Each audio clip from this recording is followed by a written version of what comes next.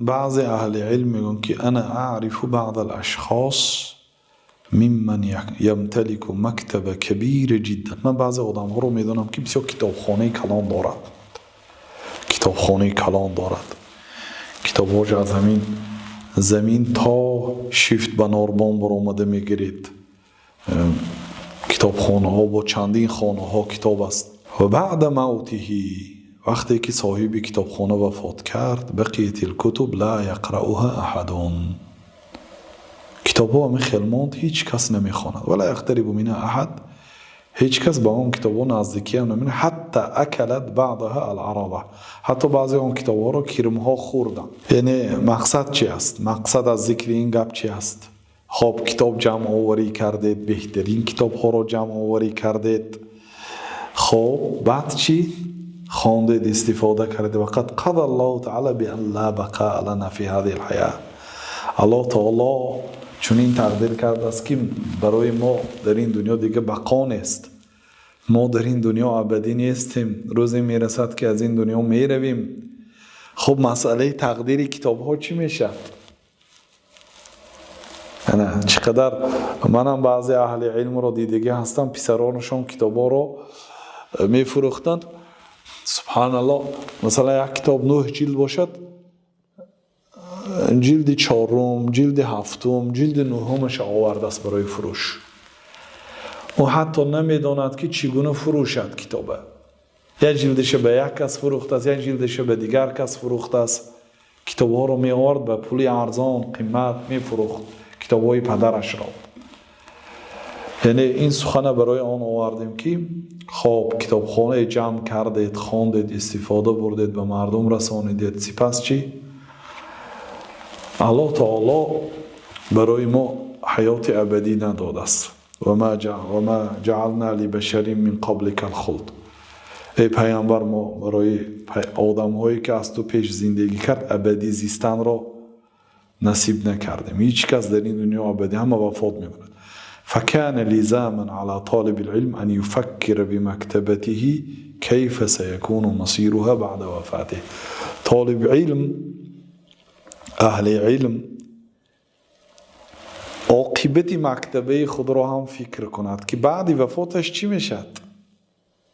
غالبا فرزندان اهل علم را و پدرشان را قدر نمی کنند. برای چی؟ طبیعت حیات دنیا هست. چی دانند جیحونیان قدر آب، زیباماندگان بپرس در آفتاب. اطرافیان دریای عمو قدر آب را نمی دانند. اونایی که در آفتاب ماندن، اونایی که در افریقا ببینید یک دهه کلان چاه نداره، وقتی که به یک دهه یک چاهی اونم آبی تازه نداره، اگر کافته شد اون روز برای آنها توی است. اونا قدر آب را میدانند. یک دهه از یک چاه استفاده میبرن، به نوبت آمده. آدمی که در بری دریای سر و دریای عمو، آب شیرین و با لذت و آب صاف قرار دارد، قدر آب را نمیداند. این چونین آدمی که در خانه اهل علم به وای رسیده است، غالبا یعنی هست آدمایی که قدر میکنن. دیدیم مثلا علمایی که پدرشون هم عالم بود، خودشون هم عالم هستن، لیکن اکثریت این خیل نیست. کی پسر امام مالک را میشناسد؟ کی پسر امام شافعی را میشناسد؟ بله، پسر امام ابو حنیفه، پسر امام احمد بودند، ذکرهاشان در کتاب ها هست، ولی مثل پدرهاشان نشدند. برعکس باید از پدرش گذرد، چون که پدرش چونین پدر نداشت، چونین نصیحتگر نداشت. این دارد ولی برای چی از پدرش نگذشت؟ این خیلی آدم ها کم هستند. بنابراین انسان باید در فکری عاقبت مکتبش، کتابخانه‌اش هم شود، وصیت خود را نوشته رود که بعد وفاتش کتابهاش کی استفاده در خانه‌اش کتاب اگر ماند، نه فرزنداش استفاده میبرن نه مردم. بنابراین خوب میشد که در اون دیار مسلمان هایی که کم بغل هستند، دسترسی به کتاب در اونجاها مشکل است، در همونجاها اگر کتابش توصیه کند که وقف گذاشته شود، مردم استفاده برند یا به طالب علم تقسیم کرده شود، این خوب است.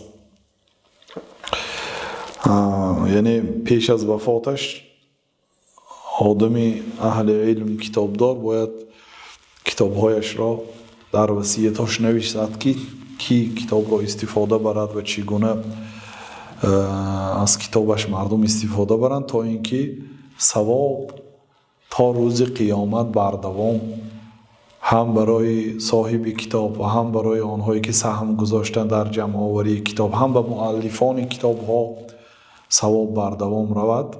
باید این چیزها را هم فکر کند. الله سبحانه و تعالی را پرسان هستیم که برای هر یکی ما شما علم نافع و عمل صالح نصیب روزی گرداند.